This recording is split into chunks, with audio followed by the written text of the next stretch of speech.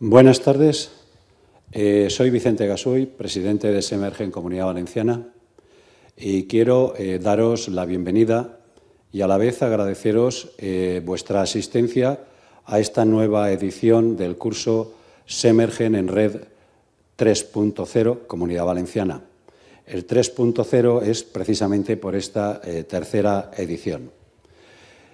Antes que nada, deseo dar las gracias a Laboratorios MSD por su patrocinio no condicionado, por esa apuesta que realiza para una formación de calidad del médico de atención primaria y, lógicamente, agradecemos la confianza que deposita en nuestra sociedad para intentar llevárosla a vosotros. Como en ediciones anteriores, pues este año vamos a tener una serie de sesiones que se irán impartiendo a lo largo del curso, en el cual lo que vamos a intentar pues, va a ser abordar la diabetes, probablemente no tanto desde la perspectiva de todos los cursos. Como vais a ver hoy vamos a reflexionar sobre la diabetes, probablemente por la situación concreta en la que nos encontramos.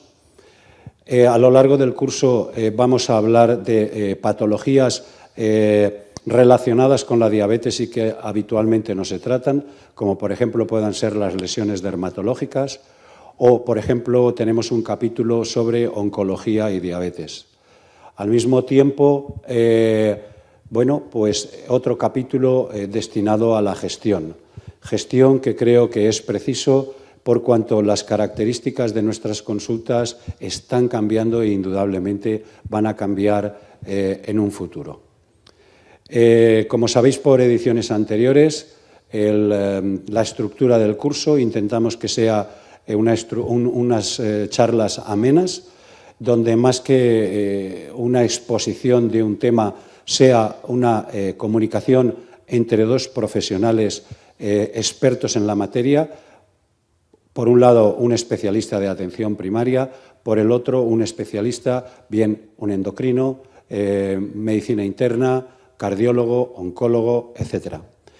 En cada una de las sesiones tenéis a disposición un chat, al cual os animo a utilizar para sacarle jugo a todas estas sesiones y preguntar todo aquello que pueda interesaros para vuestra práctica asistencial en el día a día. Espero que sea de vuestro agrado y que os sea de provecho para todos, con una finalidad que va a ser el mejorar la atención y la calidad de vida de nuestros pacientes. Y ya vamos a comenzar con la primera sesión del curso, para la cual, pues tengo el placer de tener aquí que me acompañen a dos profesionales excelentes, pero también dos amigos, como va a ser el doctor Juan José Tamarit, Medicina Interna del Hospital General de Valencia, y Fernando Navarro, médico de atención primaria en el Centro de Salud Joaquín Benlloch. Y ya, sin más, os dejo con ellos porque ellos son los que os van a proporcionar el aspecto importante de esta sesión. Muchas gracias. Bueno, muy buenas tardes a todos. Bienvenidos a los que estáis viendo la sesión online en directo, como las que lo repetiréis posteriormente en streaming, en la página web de Semergen Comunidad Valenciana. Tengo la suerte de poder conversar esta tarde con Juanjo. Hola, a través de varias preguntas que nos hemos hecho y a través de una conversación que intentaremos que sea amena, vamos a llevar a nada menos que a la diabetes a reflexión, es decir, vamos a reflexionar sobre varios ítems dentro de la diabetes. Sobre todo vamos a hablar del control, vamos a hablar de los condicionantes clínicos, de cómo influyen estos condicionantes clínicos en el control. Vamos a hablar también, como no, de lo que ha supuesto la pandemia en el control de los pacientes diabéticos, de las barreras que tenemos para alcanzar el control y, por último, también hablaremos de la hemoglobina glicosilada, del papel del glicocentrismo, si realmente tiene hoy por hoy sentido o si tiene un papel, digamos, marginal dentro de la diabetes. Es lo que vamos a tratar de discernir. Para eso pues nos hemos hecho varias preguntas y bueno, intentaremos seguir un orden adecuado, pero esto es una conversación. Sabemos dónde empezamos. Sí, primero que nada, bueno, para mí es un placer estar aquí, un doble placer. estar en un curso de Semergen es estar en mi casa. Hace ya multitud de años que soy miembro también de esta sociedad científica, y la segunda parte del placer es poder compartir la mesa con Fernando. Me duele un poco porque me hace sentir mayor, puesto que fue residente mío cuando yo estaba en el PSET, y eso pues no hace más que, bueno, que ver que los años van pasando, pero que el futuro está, vamos, no garantizado, sino absolutamente presente ya. Gracias, Juanjo. Y bueno, vamos a intentar que sea lo más ameno posible. Hemos guionizado un poco lo que será esta conversación, pero lo que queremos ver sobre todo es ver el paciente diabético y el paciente crónico, pues cómo se ha, digamos, manejado en esta incertidumbre de la pandemia, y sobre todo qué hacer con él en el tema de la pospandemia. Pues, Juanjo, sin más, yo sí que me gustaría que nos aclararas, por centrar el tema, cuando hablamos de diabetes, qué importancia o qué impacto puede tener en nuestra consulta el hablar del diabetes mellitus tipo 2. Vale, yo creo que todas las personas que nos están escuchando sin duda saben de la importancia de la diabetes, pero no está mal recordar de vez en cuando las cifras, y es que todo el mundo sabemos que la diabetes es muy prevalente, todo el mundo sabemos también que tenemos un porcentaje muy elevado en nuestras consultas de hospitalaria y en vuestras consultas de atención primaria de pacientes que, siendo diabéticos, todavía no los tenemos diagnosticados. Sabéis que rondaría, dependiendo de según estudios en España, pues sobre un 12, un 13, hasta algunos lo cifran en un 14%, esa prevalencia que deberíamos tener absolutamente identificada, pero prácticamente la mitad no los tenemos, ¿de acuerdo? Luego es una enfermedad muy prevalente y de la cual hemos aprendido también mucho. Ahora luego lo hablaremos con más extensión a lo largo de todos estos meses de pandemia. La incidencia en España sigue aumentando, va aumentando año tras año, y prácticamente, como sabéis, pues 11, 12, 13 casos por cada 1000 personas se vienen dando, ahora que todo el mundo sabemos lo que esas cifras suponen. Bueno, yo creo que en ese sentido sabemos que va a aumentar, que está aumentando. Tenemos que establecer algún tipo de estrategia para alcanzar un diagnóstico precoz en la diabetes, que veremos posteriormente que tiene una importancia vital. Entonces, sabemos que la diabetes, como veis en el gráfico perfectamente, conforme aumentamos la edad de nuestros pacientes, pues es más prevalente, por lo tanto, mucho más riesgo de padecer diabetes en pacientes más mayores. Y cabe decir, bueno, que el envejecimiento poblacional también está ahí. Y una cosa curiosa que probablemente muchos de nuestra audiencia ya sepa, pero la causa de mortalidad principal en los pacientes diabéticos no son las complicaciones de la diabetes así, sino que es la causa cardiovascular. Sí. Por lo tanto, también centrar muchísimo el objetivo a la hora de poner un tratamiento, de establecer el diagnóstico, porque un paciente diabético va a tener reducida su expectativa de vida entre 4 y 8 años, y porque además lo que van a venir son las complicaciones cardiovasculares principalmente. Sin duda. Me encanta el aporte que has hecho, porque tenemos todos claro que la prevalencia va aumentando de una forma prácticamente exponencial con la edad. Hemos perdido los últimos años la capacidad de ir nosotros a la búsqueda del paciente, o mejor dicho, a la búsqueda de esta persona de vuestro cupo o del nuestro que no tiene patología. Los programas de aflorar este tipo de patología se han de alguna forma diluido. Y es muy importante, como sabemos también, luego hablaremos un poco del efecto legado, que no es tan importante que los pacientes se controlen de una manera absolutamente rigurosa en cuanto a la glicada demasiado tarde. Para su supervivencia es muchísimo mejor y más eficaz, y desde luego también mucho más eficiente, que aflore el diagnóstico de una forma precoz y que el diagnóstico conlleve también un tratamiento, no necesariamente farmacológico. Es más, generalmente, al principio siempre será de modificaciones de hábitos dietéticos, pero sin un diagnóstico precoz empezamos ya mal el recorrido.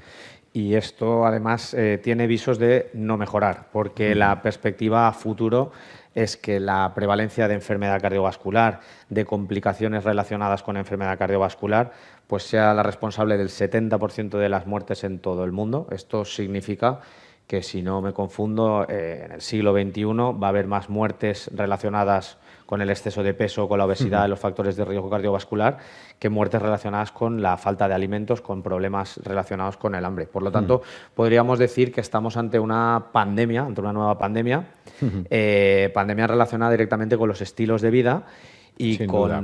y directamente con los problemas de sobrealimentación, sedentarismo, que además tienen precisamente en esa detección precoz un gran remedio. La perspectiva, digamos, es prácticamente a que se dupliquen los casos de diabetes y a que estas muertes, por lo tanto, aumenten. Entonces, en este sentido, hay que mejorar o hay que intentar enfocarnos en el problema y ver cómo las guías nos ayudan a tratar esta diabetes o a intentar también, digamos, minimizar ese impacto en lo que es la mortalidad y en la persona mismo. También el daño individual está claro. Sin duda.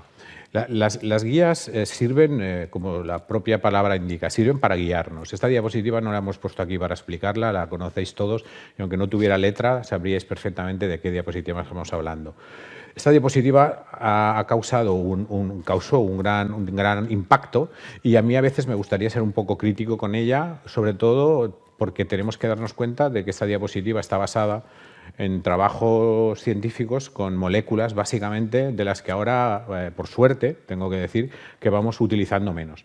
Nuestro arsenal terapéutico para el tratamiento de la diabetes ha cambiado tanto que esta diapositiva, en la cual a los pacientes diabéticos que se ven en las consultas de interna, que aprovecho para recomendar que pensemos todos que son mucho más parecidos a los de atención primaria que probablemente otras especialidades, ahora que no tengo aquí cardiólogos y endocrinos con los que pelearme. Este paciente pluripatológico que de alguna forma el tema de la edad ya le lastraba para objetivos terapéuticos más bajos, yo creo que esto es algo que debemos prácticamente desterrar. Luego profundizaremos un poco más en el tema de fragilidad.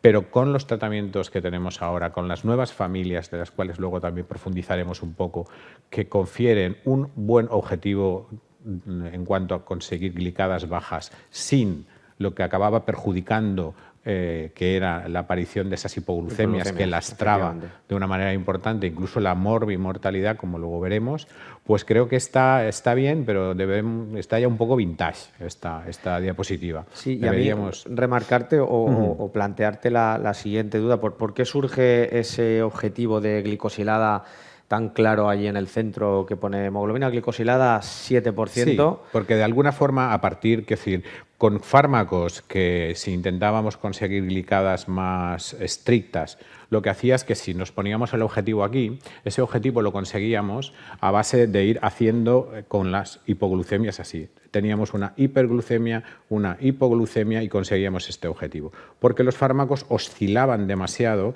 entre los niveles glucémicos que conseguían, ¿de acuerdo? Con los nuevos fármacos que tenemos, desde las nuevas insulinas a todos los nuevos, y GLT2, de PP4 y SGLT2, ¿qué consiguen? Consiguen que esta oscilación sea mucho más digamos, estrecha y por tanto nos permiten un vuelo, digamos, más rasante de objetivo. Por tanto, este objetivo lo podemos bajar y lo debemos bajar también para pacientes mayores, porque lo que es mayor en el siglo XXI probablemente no es lo mismo que lo que considerábamos mayor, desde luego, en el siglo XIX y mucho también en el siglo XX. Por tanto, yo abogo por objetivos terapéuticos mucho más estrictos porque podemos y porque, como luego también veremos, el control estricto de la diabetes tiene una parte muy importante de control estricto de la glicada, que parece que de alguna forma lo teníamos un poco olvidado. Sí, yo creo que al fin y al cabo lo que intenta exponer aquí la ADA es el concepto de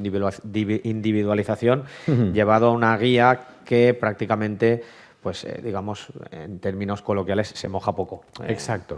Porque al final se moja poco. En este sentido, sí que es verdad, desde atención primaria está la red GEDAPS, que nos habla de la diabetes, el manejo de la diabetes en atención primaria, y en este sentido sí que nos aporta, digamos, quizá unos datos un poquito más estrictos, se moja un poquito más.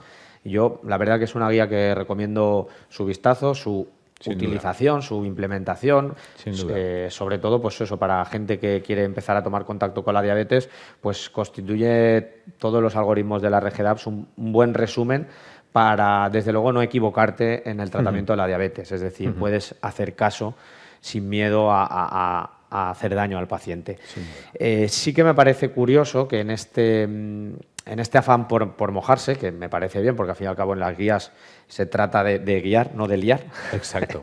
Entonces, de facilitar. De facilitar el tratamiento y facilitar el manejo de la enfermedad, sí que vemos que en lo que es la red GEDAPS nos propone una serie de objetivos terapéuticos en función de la edad. De la edad y de la evolución de la diabetes. Sabemos que con el tiempo de la diabetes pues es más probable el que aparezcan complicaciones, el que también el concepto de que el páncreas se agote, que pasemos a un estado de insulinopenia. Pero, sin embargo, cuando estamos hablando de edad, vemos como la red GEDAPS nos propone pues, unos objetivos para menores de 65, para 65-75 y para mayores de 75. Entonces, aquí sí que me surge a mí la duda, esta simplificación 7, 8, 7,5, yo creo que en esta simplificación se pierde algo, sobre todo cuando nos basamos en el concepto de edad cronológica. Entonces, yo creo, modestamente, creo que se pierde mucho, ¿de acuerdo? Yo creo que muchos de nosotros no nos atreveríamos a llamar viejos a algunas personas que su carnet de identidad lo ubicaran entre los 70 y los 75 años y no nos atreveríamos personalmente a decirle que su objetivo, que mi tratamiento con usted no va a ser tan intenso como en el de su hermano que tiene 3 años menos que usted. Evidentemente estoy haciendo una exposición un poco forzada. Yo creo que el concepto edad se debe modificar mucho, ¿de acuerdo? Y se debe adecuar más al concepto de individualización de lo que es la edad, no la cronológica, sino la edad del propio paciente. Creo que eso primaria lo puede y lo debe hacer de una manera mejor. ¿Por qué? Porque el médico de primaria, que es el médico del paciente, no hay que olvidarse, es el médico que le sigue y es el médico que ve la evolución, que ve la fragilidad o no del paciente. Y me gustaría hacer aquí un pequeño inciso. Cuando recibimos un paquete y pone frágil, no quiere decir que ya esté roto, todo lo contrario. Quiere decir que hay que tratarlo con cuidado. Hay que tratarlo con cuidado, quiere decir que hay que tratarlo, ¿de acuerdo? Y el paciente frágil, me gustaría también recalcar, el paciente frágil puede, con un buen tratamiento y con un buen manejo, puede dejar de ser frágil. Luego no vale etiquetarlo de frágil y, por tanto, ya de alguna forma utilizar con él según qué otros fármacos y tal. No, el paciente frágil merece toda nuestra atención, porque además ocupa un nicho poblacional enorme. Enorme, sí, enorme. Sí, y va a ocuparlo todavía más. En Enorme. Este sentido sí que hay alguna guía que comenta que cuando aparece nefropatía, cuando aparece alguna complicación relacionada con la diabetes, que seamos más laxos en el objetivo terapéutico. Vale, yo ahí también, quiero decir, el problema esencial que tenemos es que tenemos un montón de pacientes diabéticos que no sabemos que son diabéticos y de los que sabemos que son diabéticos tenemos otro montón de pacientes que no los tenemos con el tratamiento óptimo. No puede haber un paciente que no esté con una glicada lo mejor posible para él y que esté en monoterapia. No puede ser, quiero decir, no tiene sentido. No me vale ocultarme tras el diagnóstico de fragilidad. ¿Por qué? Porque estamos haciendo algo no coherente en pleno siglo XXI. Ese paciente en España perfectamente le quedan 20 años de vida y en 20 años de vida hay mucha evolución. Por lo tanto, ese paciente tiene que llevar el tratamiento que pueda llevar. Que evidentemente algún paciente no podrá llevar, bueno, pues no podrá llevar seguramente GLP-1 si su índice de masa corporal pues es menor de 30, evidentemente. Además, yo creo que lo que has comentado, todo el mundo debe de tener un objetivo de glicosilada lo más ambicioso posible para esa persona. Claro.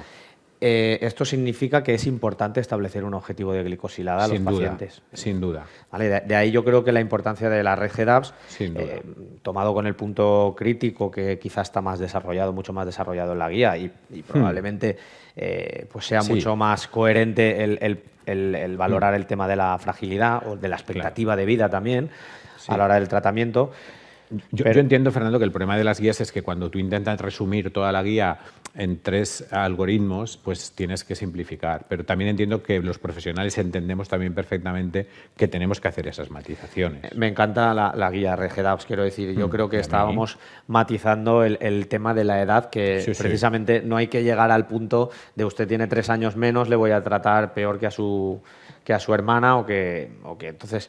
Pero visto este punto, lo que condiciona lo que es el objetivo de tratamiento, la importancia de poner el objetivo de glicosilada, es que precisamente nos va a establecer un plan terapéutico para ese paciente. ¿Vale? En este sentido, os hemos rotulado los datos que provienen del CDAP, de la base de datos catalana, pero son superponibles a los que os voy a comentar, que son nuestros propios del departamento. Y es que tenemos un control de glicosilada aproximadamente estableciéndola en 8. Un objetivo muy laxo, se establece así porque es el objetivo por acuerdo de gestión que se nos pauta, pero bueno, hay que decir que el 80% de nuestros pacientes están con una glicosilada por debajo de 8.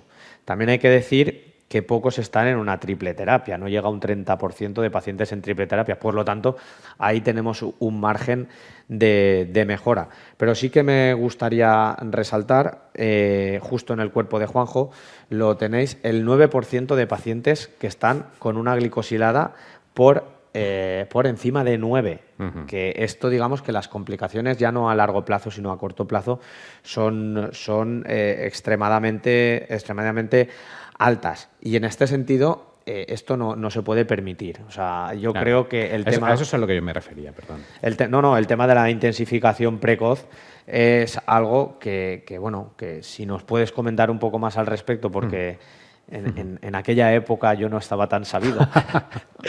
No estaba tan sabido, me lo he tenido que estudiar, lo he tenido que vivir, pero creo que tenemos la lección ya aprendida de casa. Esta diapositiva, que también la habéis visto en muchas ocasiones, esta es la que de alguna forma nos hizo tenerle un poco de miedo a la intensificación, porque lo que se veía es que cuando intentábamos ser muy estrictos con los controles que marcábamos para nuestros pacientes, con la aparición de hipoglucemias, y vuelvo a recordaros, porque es clave para entender el futuro de la diapositiva que os decía antes, con fármacos que sí producían de una manera frecuente, muchos fármacos muchos con insulina, muchos con sulfonilureas, fármacos que ahora, algunos como la sulfonilurea, pues por suerte vamos utilizando menos. Entonces, aquí es donde... ¿Qué es lo que teníamos hasta entonces? Pues que con un control aceptable conseguíamos reducir además solamente todos los problemas microvasculares. Ni siquiera habíamos conseguido, digamos, reducir los macrovasculares. Y si además cuando intentábamos estos beneficios mayores a base de intensificar tratamientos, lo que conseguíamos era que el paciente muriera más, pues eso es lo que hizo que de alguna forma las guías dijeran, cuidado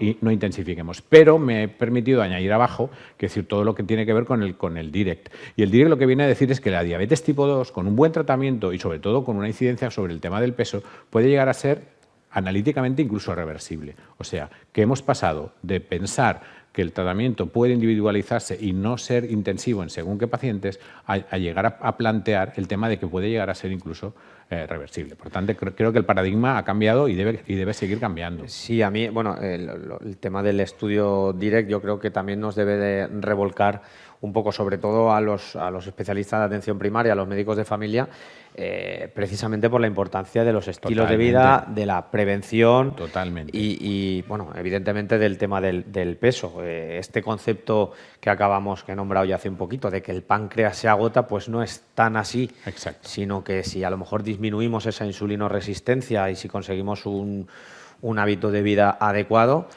pues desde luego intensificando fármacos reducimos y yo creo que todos lo hemos vivido en cierta forma en algún paciente, que hemos conseguido establecer glicosiladas por debajo del umbral de diagnóstico de diabetes. Yo por no incidir más en el tema, lo que sí que me gustaría que no utilizáramos estos ensayos para justificar nuestra no intensificación del tratamiento en el paciente que se debe y se puede. No estoy abogando por hacerlo en todos, pero hay muchísimos pacientes en los que se debe y se puede. Entonces, solo recalcar eso. Sí, hay un estudio que se hizo precisamente con los fármacos, el estudio Steno, que también nos hablaba de eso, de la importancia de la intensificación precoz, como comentaremos después, pero ya no solo de la diabetes, sino de otros factores de riesgo. Sí. Y hablando de los fármacos que manejamos actualmente, porque estos estudios no estaban hechos con los fármacos que manejamos actualmente. Exacto. Aquí os hemos puesto, esta cantidad. No los vamos a nombrar todos. No huyáis ni cambiáis de canal. No. Lo que sí que nos sirve esta diapositiva es para ver el esfuerzo que la industria ha hecho en demostrarnos una serie de beneficios de un montón de grupos farmacológicos. Nosotros yo creo que debemos ser siempre muy rigurosos científicamente, de manera que tenemos que tomar la evidencia científica que cada grupo farmacológico va a dar y, por tanto, aplicarla. ¿Que hay grupos farmacológicos que tienen lo que se denomina efecto de clase? Perfecto.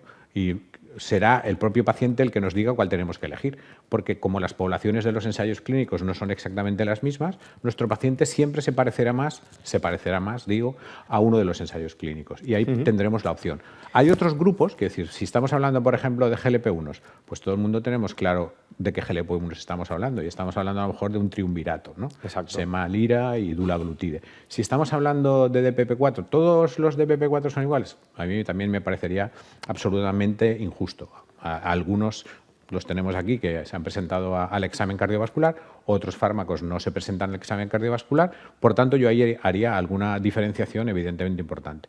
¿Y con los ISGLT2? Pues los ISGLT2 lo mismo. Quiero decir, yo creo que los ensayos nos tienen que ayudar a condicionar la prescripción para el tipo de paciente que se ha demostrado que funciona bien. Sí, bueno, en este sentido, bueno, una lección que aprendí de ti es que al paciente hay que darle el mejor fármaco el paciente requiere, no que el clínico sepa o no sepa manejarlo. Nosotros nos tendremos que formar, tendremos que saber cuál es el mejor, cuál tiene un estudio pivotal, una potencia determinada y cuál tiene un estudio de seguridad cardiovascular. Aprovecho para recordar, aunque yo creo que ya es un tema que está casi manido, pero no está de más decirlo otra vez, los estudios de seguridad cardiovascular no surgen para ver diferencias de glicosilada, no surgen para ver diferencias en el peso, diferencias en cuanto a evolución de determinados parámetros, pues en cuanto a, por ejemplo, a problemas renales, aunque luego posteriormente existen ramas específicas del estudio de seguridad que sí que habla de renal, de cardiovascular, de cardíaco,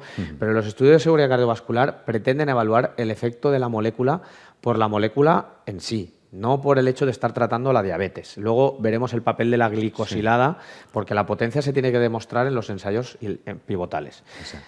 Pero en primaria yo creo que la palabra seguridad es básica. Yo creo que lo primero que debemos de mirar los médicos de atención primaria cuando manejamos un fármaco, por el volumen de pacientes y la variabilidad de pacientes que trabajamos, yo creo que es la seguridad. Sí. Fernando, yo, fíjate, y no quiero hacer de abogado del diablo, fíjate lo que está ocurriendo ahora con las vacunas. O sea, la que está liando el tema de la seguridad. Seguridad que si fuera un fármaco, y fuera un estudio pivotal, estaría más que garantizada. Sí, y con una incidencia muy baja, el público, de alguna forma, percibe que la seguridad que el propio fármaco dé es algo esencial. Es algo que también hemos aprendido mucho ahora durante la pandemia, porque hemos perdido de vista a nuestros pacientes. El paciente se ha ido, o lo hemos echado, luego si acaso lo discutimos, ¿de acuerdo? ¿Y de qué tipo de paciente hemos estado más tranquilo? ¿Del insulinizado? Pues yo tengo que decirte que no, que del insulinizado no hemos estado más tranquilos.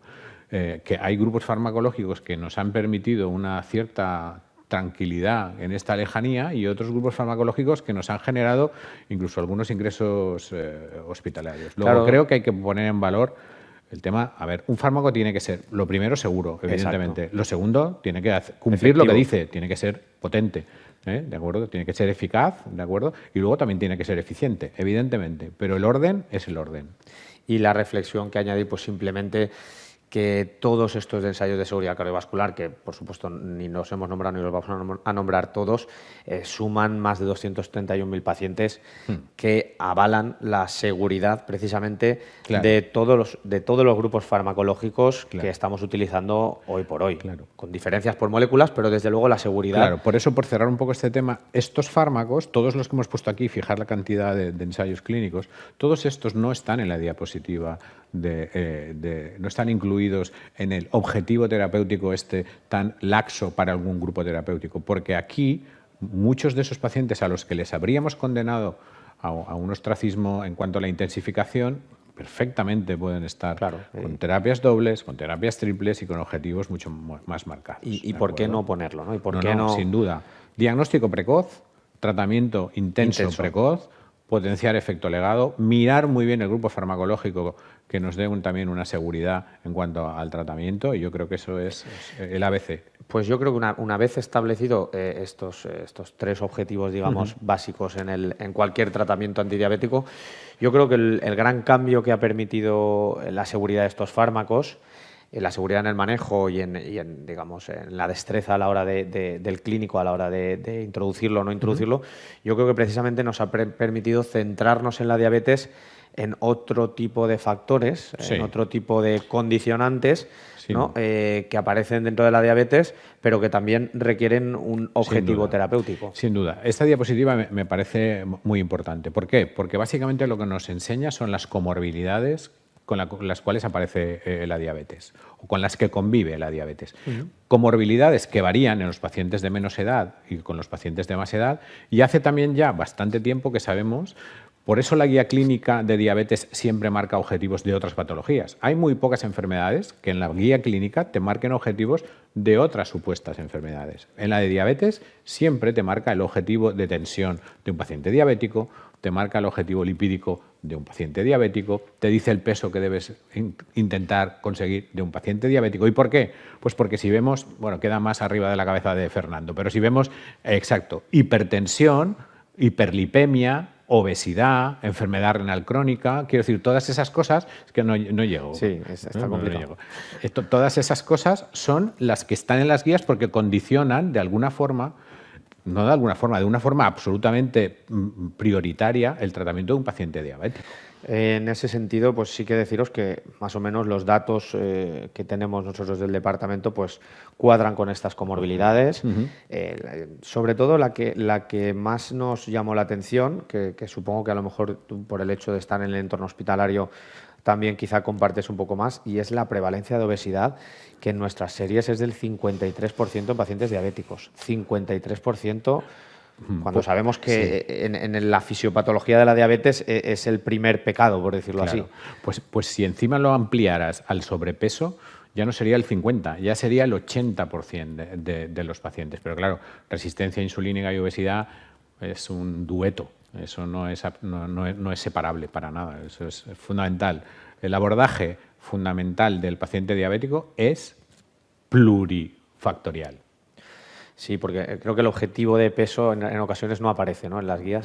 No, el objetivo de peso sí aparece de alguna forma, porque siempre dice lo que pese, redúzcale usted un 10%, que es una manera de introducir. Pero esto es a lo que nos referíamos. Siempre el enfoque es de las pocas patologías en las que tú puedes encontrar la guía de la ADA, la guía GEDAPS, que siempre te va a dar indicaciones de todo aquello que de no controlar no estás haciendo lo mejor para ese paciente diabético. Como veis aquí, glucemia. Volvemos a poner mucha incidencia en la glicada. Quiero decir, la teoría lipocéntrica no es excluyente, repito, no es excluyente de marcarnos un objetivo estricto, potente y posible de glicada. Bueno, en ese sentido yo creo que cuando nosotros introducimos un fármaco siempre lo hacemos con la idea de llevar una glicada a objetivos, sin duda. Llevar esa glicosilada a objetivos.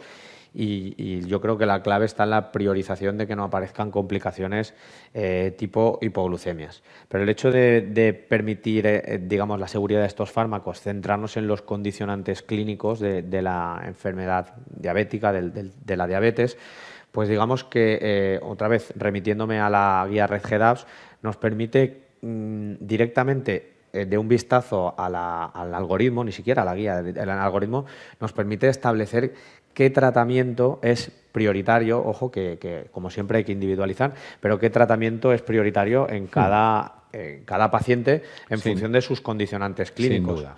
En ese sentido, también os traemos los datos de la base de datos catalana, también superponible prácticamente a la nuestra, con ese aumento de prevalencia de obesidad que tenemos en el 53% y que evidentemente, en función de la patología, va a condicionar la selección del grupo farmacológico, y que yo abogo por una intensificación precoz. Es decir, que si empecemos con, a lo mejor quizá introducir los 3 fármacos a la vez es excesivo por el tema de los secundarismos, pero sí secuencial en semanas, no en meses, no esperar. No, seguro. O sea, el propio paciente te va a decir hasta dónde puede llegar la intensificación de tu tratamiento. Por eso yo creo que también es importante no perder el objetivo de glicosilada, precisamente porque muchas veces estamos viendo la prescripción de los combos, cual dosis altas de estatina, aspirina, ramipril y SGLT2, los combos que luego nos hacen olvidarnos del papel de la glicosilada, y que a veces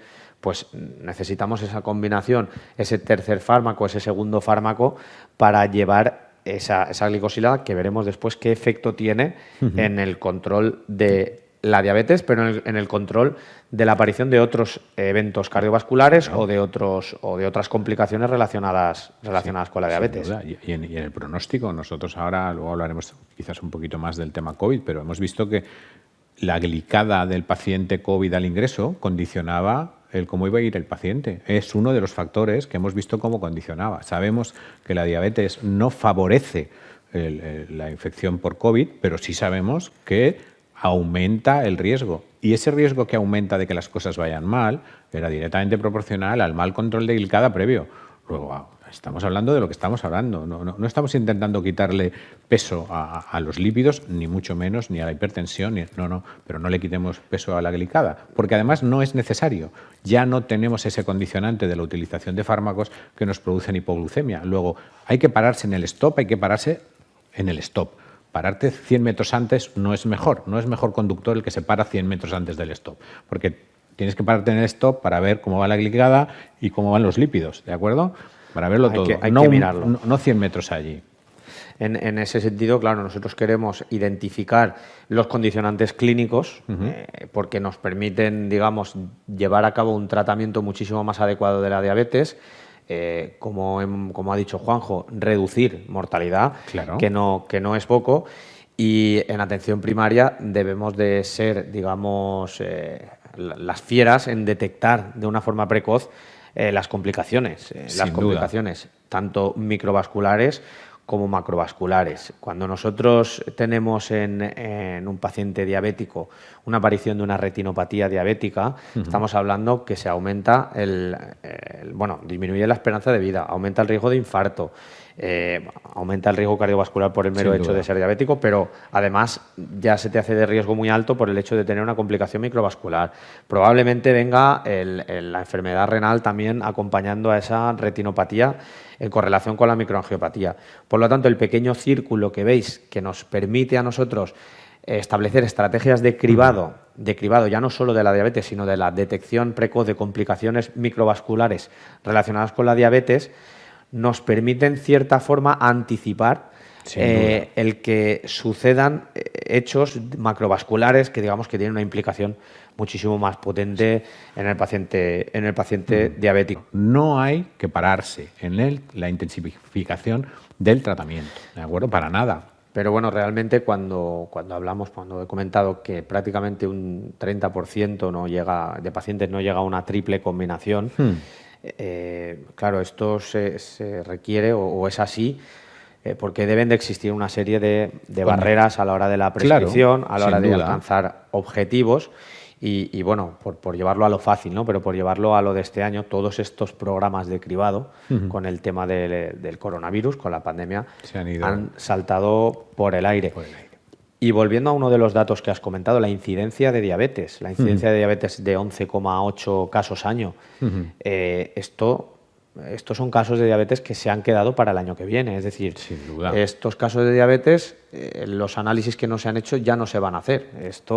Estos ya se han perdido, ya han estado... Y peor, los tratamientos que no se han puesto se han dejado de poner. Exacto. Y os garantizo, como luego veremos, que se han dejado de poner muchísimos tratamientos.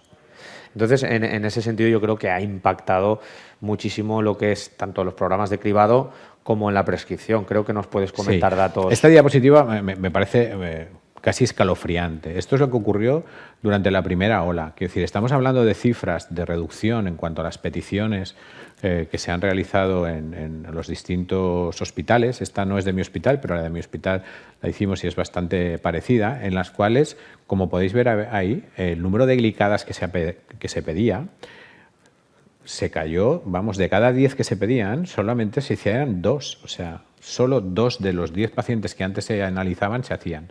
Lo mismo con el tema de las LDL, es decir, de 10 pacientes que en un año normal se hubiera hecho una analítica, apenas si se hacía 1 de esos 10. Pero es que si hablamos además del tratamiento, si pensamos que han estado tomando nuestros pacientes el tratamiento como si nosotros hubiéramos estado ahí, tengo que deciros que si os cabía alguna duda, eso no ha sido así.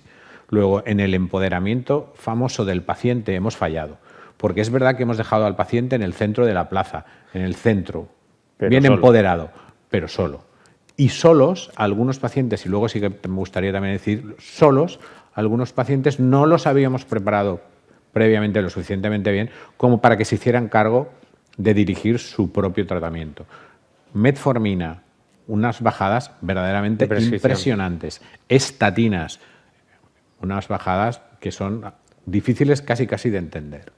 Sí, bueno, es que aparte del problema de la adherencia, bueno, esto que has comentado me parece curioso porque salió una editorial hace poquito en el Diabetes Práctica, creo que fue, que también hablaba precisamente de este fenómeno y que le denominaba como una sindemia, ¿no? Es decir, lo que es la sinergia que existía, la sinergia negativa, por desgracia, entre la pandemia COVID y la diabetes tipo 2, pues que causaba una cantidad de pérdidas de oportunidad y de muerte indirecta también, muerte, complicaciones, infartos, que lo denominaba pues eso, la sindemia de la diabetes, que era realmente el daño en el paciente diabético, más allá del riesgo del ingreso por descontrol de la glicosilada. Imagínate, Fernando, el número de diabéticos que este año hemos dejado de diagnosticar. Acuérdate de la diapositiva que presentábamos al principio. Si en época de normalidad clínica se nos escapa la mitad, no te digo nada este año, se nos han escapado, pero todo. Y estoy seguro que habéis visto en vuestras consultas lo mismo que vemos nosotros en las nuestras, glicadas que ya no se veían. No, que hacía años que no veíamos. Pacientes garrapiñados, o sea, con unas glicadas de 12 y medio. ¿De acuerdo? Más obesos. Con síntomas cardinales y bueno. Sin duda. Sí, no, realmente ha sido escalofriante, sobre todo por la incapacidad de poder tomar el control por algún otro sitio. En eso estamos precisamente hoy, en intentar reconectar con el control del paciente diabético. Yo creo que todo esto también, hablando de la sindemia, lo podemos sumar a la inercia terapéutica, que es común prácticamente a todas las enfermedades cardiovasculares, a todas esas enfermedades, digamos, que los síntomas son silentes. En este sentido, la diabetes, pues como vemos en la diapositiva, la primera columna, lo que es la inercia no afecta tanto como en los lípidos. Tú, por el interés, supongo que tendrás muchísima experiencia en el tema de los lípidos, que la inercia terapéutica ahí es brutal.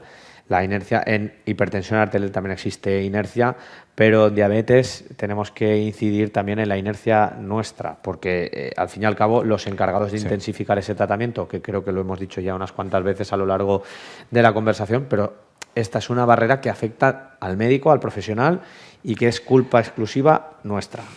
Luego, cuando hablemos con la audiencia, me gustaría que entre todos hiciéramos un poquito un autoanálisis de esto que ocurre. A mí esta diapositiva me parece importante, es del 2020 y además es de datos de nuestro propio país. Y hay dos datos importantes, que tardamos 456 días de media en intensificar el tratamiento a un paciente que llega con una glicada fuera de control, ¿de acuerdo? Repito, glicada de 8, índice de masa corporal mayor de 30, 456 días, ¿de acuerdo? Esto de los 3 meses. Esto es una barbaridad. Con el tratamiento, control 3 meses, intensificar. Sí, decimos mucho lo del tratamiento, decimos mucho lo de que sea precoz, decimos tal. Si vamos a ser precoces, tendremos que intensificar a los pacientes los primeros años que les vemos. Los primeros años están allí, donde estás tú. Están por aquí. Aquí, exacto. Y ahí no intensificamos nada. Ahí la inercia terapéutica del paciente diagnosticado el primer año es del 77%, en el segundo año del 60%, a lo largo del primer año está el segundo, y en el segundo año del 45%. ¿Cuándo intensificamos? Intensificamos cuando casi da ganas de decir que estamos llegando tarde, que no es así, pero intensificamos cuando a los 456 días de media. No, y eso es totalmente, tenemos que hacer un mea culpa, o sea, infradiagnosticado, infratratado y infra en objetivos. No, son demasiados infra para que la diabetes funcione bien. Y conocemos el concepto memoria metabólica. Todo. O sea, está visto que el tratamiento y el control precoz en esos primeros años de la enfermedad tiene un impacto a cómo está posteriormente el paciente. Aunque luego se descontrole, es que el paciente que ha tenido un buen control previo va a ser un paciente que tenga muchísimo menos riesgo de desarrollar complicaciones y es 70%. Yo, Fernando, no me gusta bromear con esto, pero no sé si dentro de nuestros propios médicos tenemos más negacionistas de los que esperamos, ¿de acuerdo? Hay que intensificar precozmente y lo repetiremos las veces que haga falta con tratamientos seguros. Yo creo que un gran problema que tenemos quizás es la percepción de no enfermedad por parte del clínico. Es decir, uno pues viene con la neuropatía, con tal, y lo percibes y a ese te da muchas ganas de solucionarle la vida, ¿no? Pero a un paciente IMC alto, glicosilada pues 7 y poquito, che, cuídate, estilos de vida que dicen las guías clínicas, pero evidentemente... Por eso me gusta que a los residentes se lo digo siempre, quiero decir, en una primera visita tú has de hacer el riesgo cardiovascular del paciente, has de hacer su score y has de poner los objetivos de cada uno de los factores de riesgo que hay.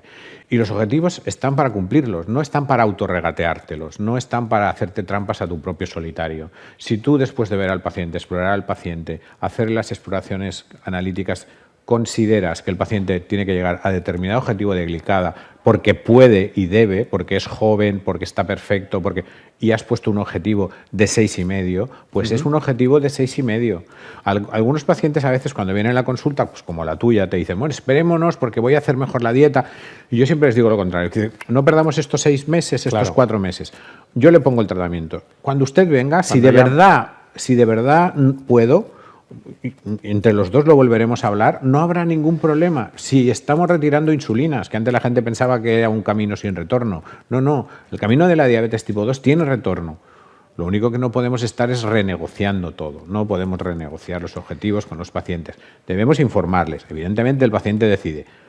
A veces creo que la medicina ha sido muy paternalista, supuestamente los hemos empoderado y hemos visto que no, y a veces somos... Pero una vez explicado bien, si el paciente te ve firme, yo te lo puedo explicar también en el tema lipídico, es decir, ahora hay muchos condicionamientos, LPA, tal, que le dices, mire, esto para otra persona estaría bien, pero para usted no. Y como para usted no está bien, tenemos que ser con usted más intenso. Directamente. Entonces puede venir un matrimonio, por hacer el ejemplo, y con las mismas cifras de glicada, decirle, mire, lo siento, pero usted, con usted voy a ser mucho más intensivo y usted va a llevar una triple terapia y le voy a poner todo aquello que yo pueda para que usted esté perfecto.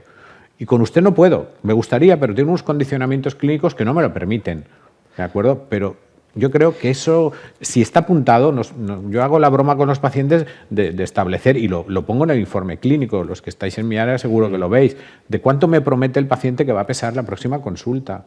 Es más, cuando él me dice que siempre todos se vienen arriba, 15 kilos, le digo, no, con 5 me conformo. Te matan a disgustos. Lo pongo allí y nos damos la mano. Y hay gente que cuando viene me dice, he cumplido, y gente que todo lo contrario. Hago esa broma, pero creo que eso, reflejarlo en el papel, hace que el paciente se empodere de verdad de su propia... Y hablando de pacientes en genérico, bueno, es fácil que entremos en el tema pero de la inercia que tenemos, pero ¿existe determinado perfil de paciente en el que haya un mayor riesgo que nosotros tengamos inercia o en pacientes que nos podamos relajar un poco más porque curiosamente no hay tanta inercia? Esta diapositiva me parece interesante porque siempre se dice que en riesgo cardiovascular a las mujeres las infratratamos, ¿no?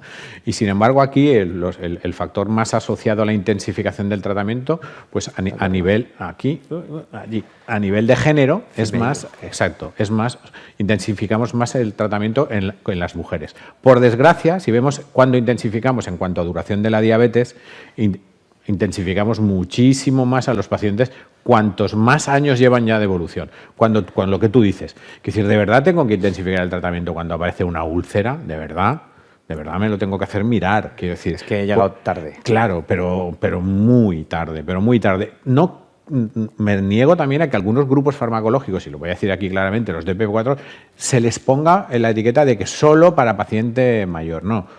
Todo paciente que no pueda llevar un GLP-1 deberá llevar un DPP-4 si su objetivo terapéutico no está cumplido. Claro. Y debería llevar un SGLT2, y deberá llevar metformina, y deberá llevar todo aquello que me lleve al paciente a donde tiene que estar.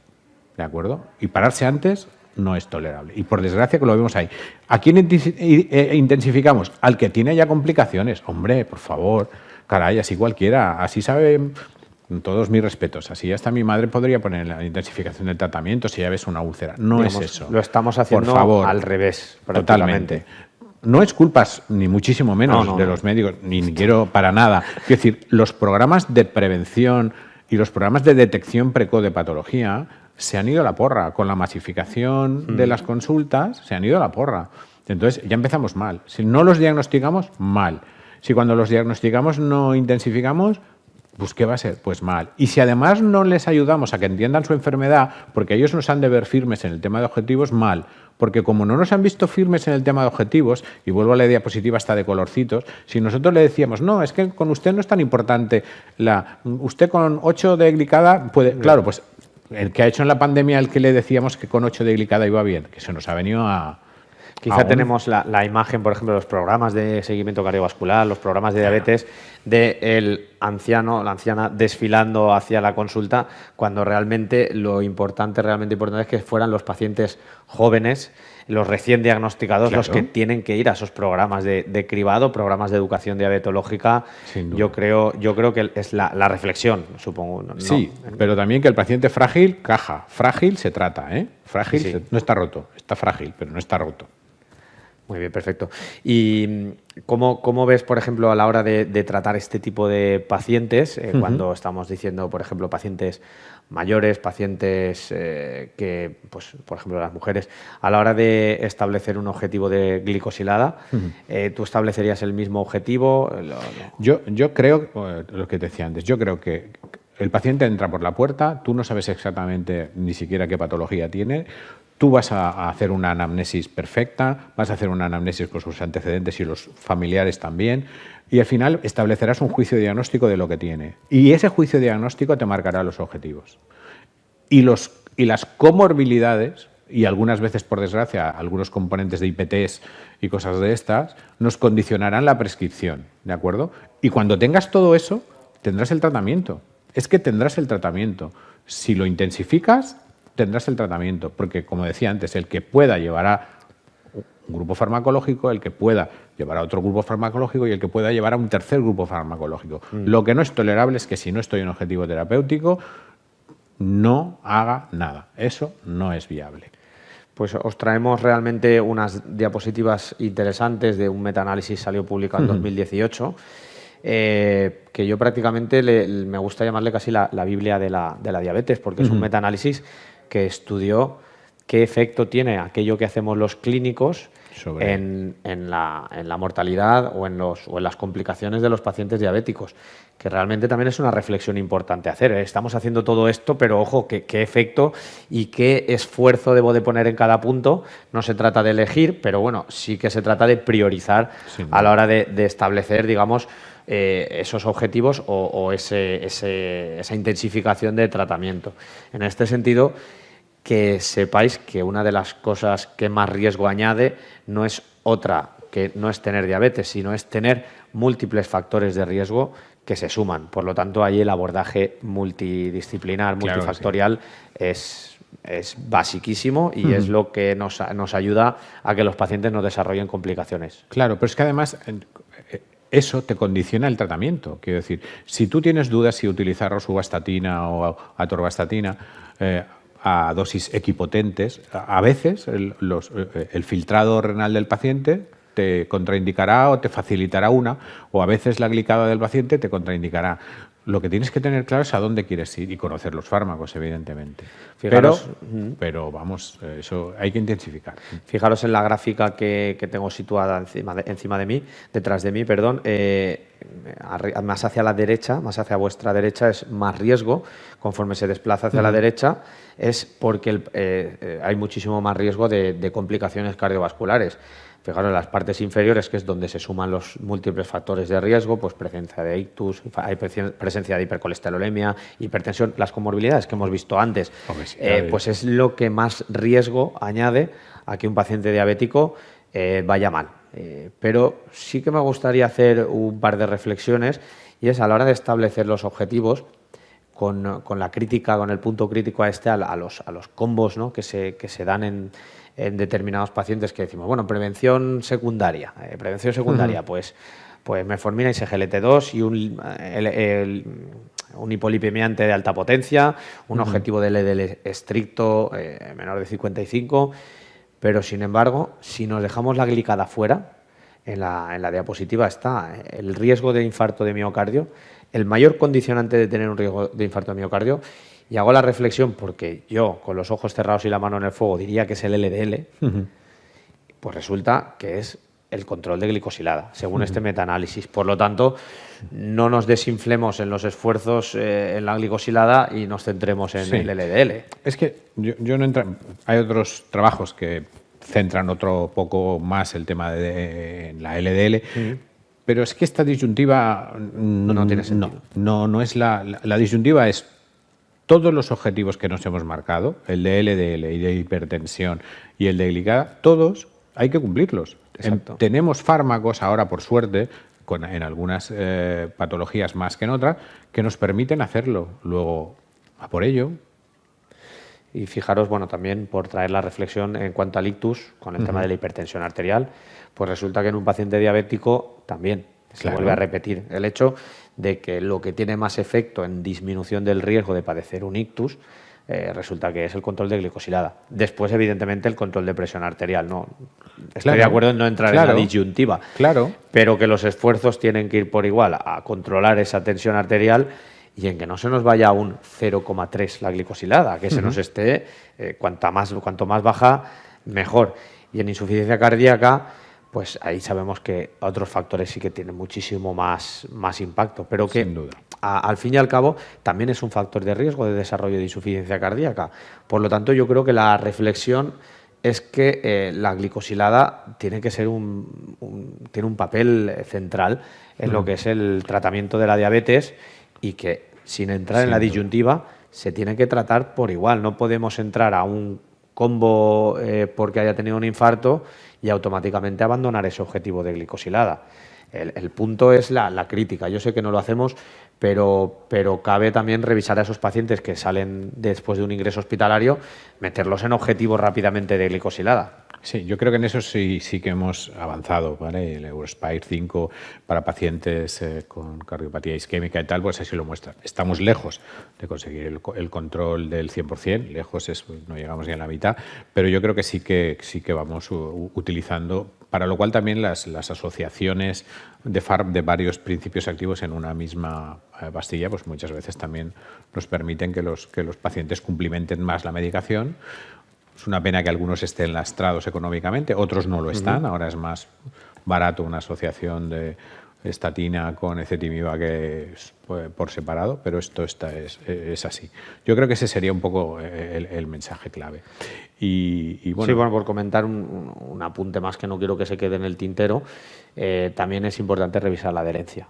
La adherencia en pacientes diabéticos está pues en torno, la mala adherencia en torno al 33%, comparado con otras patologías no es un porcentaje de mala adherencia muy elevado, pero es que 1 de cada 3 pacientes no continúa el tratamiento. yo creo que ahora, si lo hiciéramos este año, las cosas Sí, han cambiado. serían completamente. un poco peor. Y un poco esta diapositiva es una diapositiva sobre una encuesta que hicimos en nuestra propia unidad.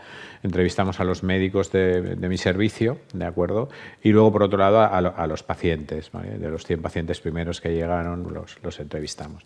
Y un poco lo que les pedíamos es que nos dijeran en 2 palabras cada uno de los conceptos, cómo se habían sentido de alguna forma, cómo les había repercutido la pandemia en el control de su diabetes. Y algunas cosas son curiosas porque la percepción del médico no coincide exactamente con la percepción del paciente. El médico, por ejemplo, pues el tema del COVID y todo esto le había producido más ansiedad y más miedo. Esta quizás sea un poco la que es más igual, ¿no? Pues los pacientes hablaban más de miedo, pero bueno, estaba enseguida el tema de la depresión, ¿de acuerdo? Nosotros pensábamos que el paciente de alguna forma pues lo habíamos abandonado y ellos tenían la sensación de que estaban desatendidos. Luego tampoco había ahí tanta Iba un poco en la diferencia. línea. Sí, nosotros claramente pensábamos como médicos que habíamos hecho mucho menos controles y que eso era, digamos, nuestra culpa, y ellos pensaban pues que habían hecho mucha o peor dieta, mucho peor el ejercicio. Y donde empezaban las grandes diferencias es en cómo perciben esta llamada nueva realidad. Hasta aquí era cordial, ¿eh? Hasta aquí era cordial, exacto. Asumo mi parte de culpa. Exacto, hasta aquí era mea cordial, culpa. pero cuando nosotros entendíamos que llamarle a su casa eso era un acto médico y una consulta, ellos no lo veían exactamente igual, ¿vale? Y ellos les parecía que era un sucedáneo y le decía muy bien por la llamada, pero ¿cuándo me visita? No, es que esto es la visita. Claro. Y no tenían exactamente esa percepción. ¿Qué es lo que hemos visto? Pues que la inercia terapéutica, si en estado normal de consulta ya la teníamos, en estado telefónico, pues insuliniza a alguien telefónicamente, explícale según qué dispositivo telefónicamente inyectable, según qué efectos secundarios inyectable. Ha resultado más sencillo, por desgracia, decir, siga usted con lo que estaba haciendo. Mientras que ellos lo que percibían era que tenían mucha dificultad en acceder a vosotros, en acceder a nosotros, y que habíamos desaparecido. Nosotros sí que les achacábamos a ellos el fallo de cumplimentación y ellos nos achacaban a nosotros el fallo de coordinación entre los distintos niveles asistenciales, que bueno, pues hay que verlo también de alguna forma. Sí, el problema también, el centro de especialidades está abierto, está cerrado, muchas veces no lo sabíamos ni los propios profesionales. El otro día escuchaba una entrevista a un militar y decía que es una de las cosas que odias de ser militar. Dice, pues una de las cosas que odio es hacer cosas sin sentido. Yo creo que en esta pandemia, en primaria, en ocasiones hemos tenido esa sensación, porque las bajas, las guías, los protocolos que salían 25 páginas y encima te ponían este protocolo anula el anterior y tú dices, muy bien, el tiempo invertido me sirve para nada. Yo creo que en ese sentido la percepción casi pues también coincido con lo que se comenta. Y un poco por ir cerrando, y te voy a preguntar sobre el final.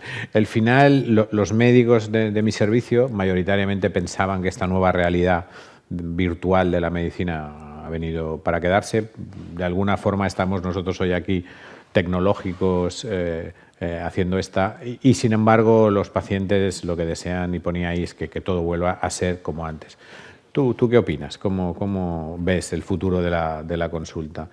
Y sobre todo, ¿cómo luego empalmaremos con el tema de cómo vamos a volver a conectar con todos estos pacientes? ¿Cuántos son recuperables? ¿Cuántos no? Pero sobre todo, primero, ¿esto se queda?